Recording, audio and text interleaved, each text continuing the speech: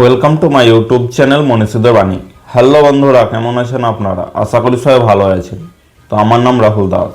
আজকে আমি এই ভিডিওতে আপনাদের শোনাবো কিশোর কবি সুকান্ত ভট্টাচার্যের সংক্ষিপ্ত জীবনী, যা আপনাদের মন জয় করবে। তো চলুন বন্ধুরা, দেরি না করে ভিডিওটি শুরু করা যাক। একটি ছোট ছেলে, বয়স মাত্র 9-10 বছর। তখন তিনি প্রাথমিক বিদ্যালয়ে পড়েন। এই বয়সেই তিনি ছড়া লিখতে আরম্ভ করেন। তার ভাব, ভাষা, ছন্দ আপন মন থেকে আসতো। তাকে মোটেই মাথা ঘামাতে হতো না। অল্প বয়স থেকেই তিনি কৃষকের, শ্রমিকের, সর্বহারার কথা ভাবতেন।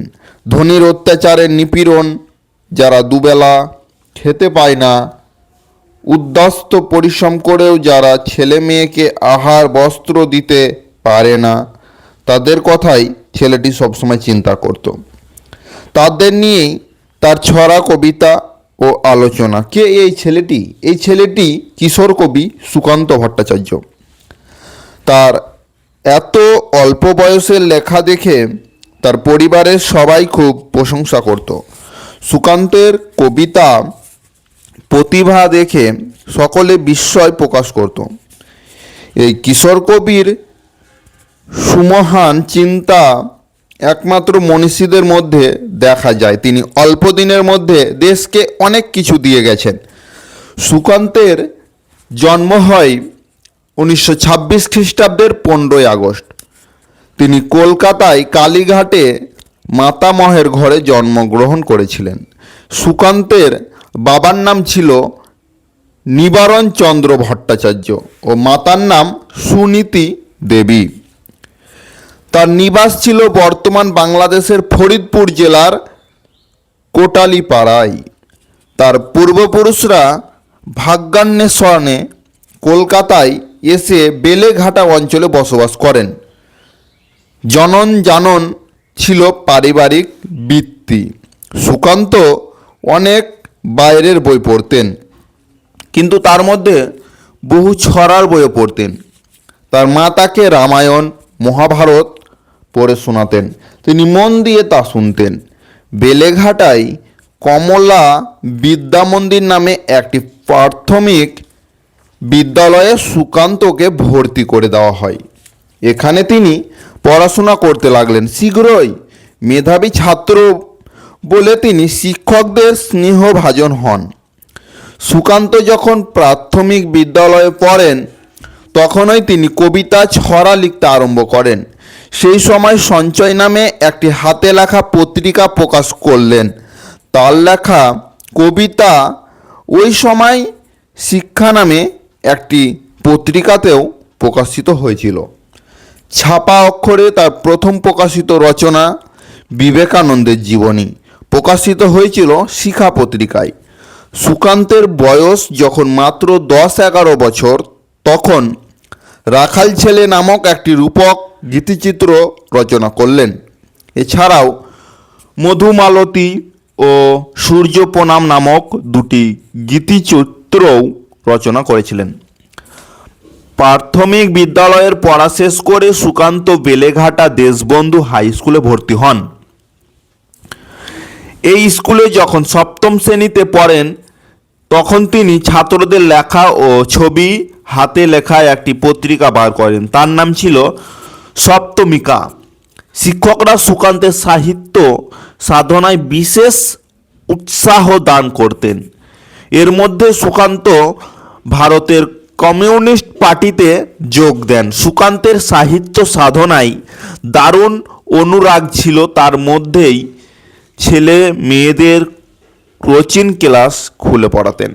দ্বিতীয় মহাযুদ্ধের সময় বিভীষিকাময় বিভ্রান্ত জনগণকে সতর্ক করে দিয়ে সুকান্ত অনেক গান রচনা করেন। তিনি পার্টির কাগজ বিক্রি করতেন। এই কাগজ বিক্রি করতে গিয়ে অনেক বিপদে পড়েন তিনি। এই সময়েই তার সত্যিকারের কবি জীবন শুরু হয়। ভারতবর্ষ তখন পরাধীন। দেশের মানুষের দুর্দশা ও অপমান বর্ণনা করতে গিয়ে তিনি লিখেছেন, অবাক পৃথিবী অবাক করলে তুমি, জন্মেই দেখি ক্ষুব্ধ স্বদেশ ভূমি। এদেশে জন্মে পদাঘাতই শুধু পেলাম, অবাক পৃথিবী সেলাম তোমাকে সেলাম। শুধু যুদ্ধ নয়, মানুষের জীবন অতিষ্ঠ হয়ে উঠল ব্রিটিশ সরকার ও তৎকালীন কিছু ধনী সমাজের সৃষ্ট 1350 খ্রিস্টাব্দের দুর্ভিক্ষে। তার সাথে ছিল ঝড়, বন্যা ও মহামারী। হাজার হাজার লোক না খেতে পেয়ে রাস্তায় মরে রইল। অত্যাচারী ব্রিটিশ সরকার তাদের দিকে ফিরেও তাকায়নি। সেই সময় সুকান্তের কলম ঝলসে উঠল। তিনি ধীর প্রতিজ্ঞ হয়ে লিখলেন, শোন রে মালিক, শোন রে মজুদার, তোদের প্রাসাদে জমা হলো কত মৃত মানুষের হার। হিসাব দিবি কি তার? আদিম হিংস্র মানবিকতার যদি আমি কেউ হই, স্বজন হারানো শ্মশানে তোদের চিতা আমি তুলবই। সুকান্ত তার সংক্ষিপ্ত জীবনকালের মধ্যে দেশকে যা দিয়ে গেছেন তা আজ সকলের কাছে বিস্ময়। কিছুদিনের মধ্যে কিশোর বাহিনী নামে এক প্রতিষ্ঠান গড়ে তোলেন। অনেক ছেলে মেয়ে এই প্রতিষ্ঠানের সদস্য হয়েছিল। সুকান্ত এইসব ছেলে মেয়েদের স্বাধীনতার আদর্শে ও অন্যান্য বিভিন্ন বিষয়ে অনুপ্রাণিত করেছিলেন। কমিউনিস্ট পার্টির দৈনিক পত্রিকা ছিল স্বাধীনতা। এই পত্রিকায় কিশোর সভা বিভাগের সম্পাদক ছিলেন সুকান্ত। কিশোর সভার সব ছড়াগুলি ছিল সুকান্তের লেখা। সুকান্তের লেখা গান রানার আমাদের সুপরিচিত। তিনি শ্রমিক ও কৃষক আন্দোলনে নিজেকে জড়িত করেছিলেন। সুকান্তের বিদ্রোহ কবিতাটি পড়ে আজও অনেক অনুপ্রাণিত হন।